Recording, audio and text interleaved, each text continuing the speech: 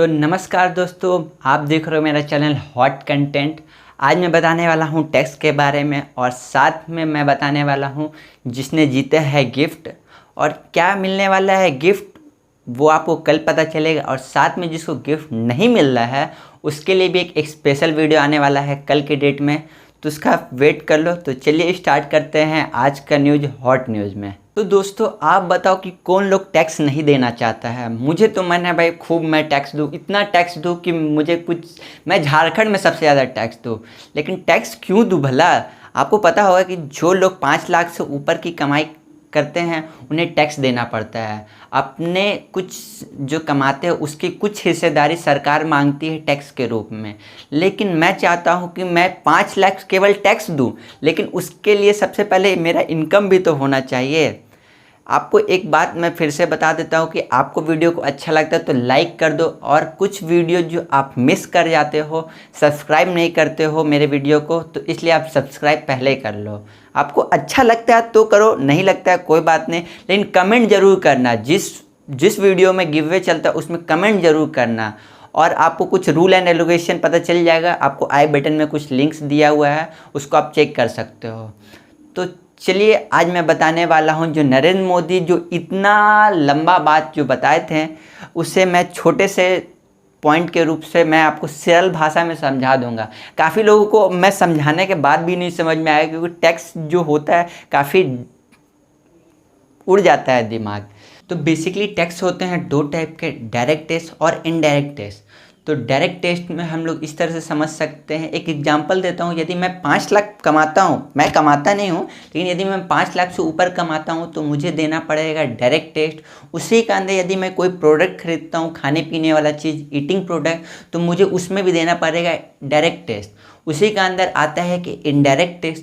Indirect tax में क्या होता है, यदि मैं कोई बिजनेस चालू करता हूँ, कोई भी बिजनेस जिसका अंदर मुझे सामान बेचना रहेगा किसी प्रोडक्ट को, या फिर कोई ऐसा प्रोडक्ट जिसे बेसिक नीड के अंदर के दायरे में नहीं आता, उसका अंदर मुझे देना पड़ेगा टैक्स, जो इनडायरेक्ट टैक्स होता है। यही टैक्स को काफ़ी लोग छुपाते हैं या कोई प्रॉब्लम की वजह से नहीं देते, क्योंकि बहुत लोगों को ये 3-5 लगता है, बहुत इंसान को नहीं समझ में आता है कि भाई वो टैक्स कैसे दे, किस प्रकार से दे।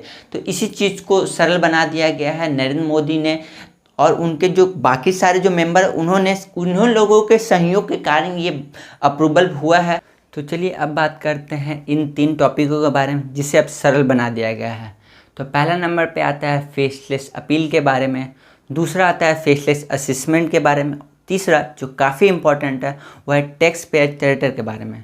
तो चलिए बात करते हैं पहले नंबर की। तो पहला में आता है फेसलेस अपील के बारे में। इसका अंदर क्या है, यदि आपने टैक्स दिया हो और आपके साथ कुछ फ्रॉड होता है तो आप केस कर सकते हो। और इसका अंदर क्या है कि आपका जितना भी डाटा है वो सारा चीज़ सिक्योर रहेगा। आपका कुछ भी चीज़, आपका डाटा लीक नहीं हुआ कि आपने किसी पे केस किया है। बात करते हैं दूसरे नंबर की।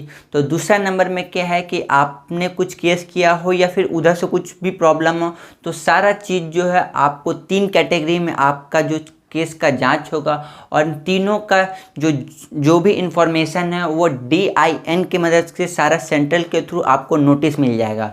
तो तीसरे में क्या है कि सबसे पहले तो आपको आदर के साथ सम्मान मिलता है, और साथ ही यदि आप पे कुछ केस होता है, कोई भी प्रकार का उधर से केस हो या इधर से केस हो, तो सबसे पहले तो जल्द से जल्द सॉल्व किया जाएगा। और साथ ही जो भी केस का निर्णय निकलता है वो आपको डिटेल से आपको समझाया जाएगा। तो ये काफ़ी इम्पॉर्टेंट होता है। इस तरह का फैसिलिटी पहले से दूसरे देशों में भी है, तो ये मुझे काफ़ी अच्छा लगा कि जिससे सहूलियत हो सके लोगों को टैक्स देने में एटलीस्ट। तो इसी तरह का बात आपको आगे भी मिलते रहेगा। तो मुझे लगता है मैंने सारे बातें आपको अच्छे से समझा दिया है। तो चलिए फिर मिलते हैं, उससे पहले आप जाके चैनल को सब्सक्राइब कर लीजिए।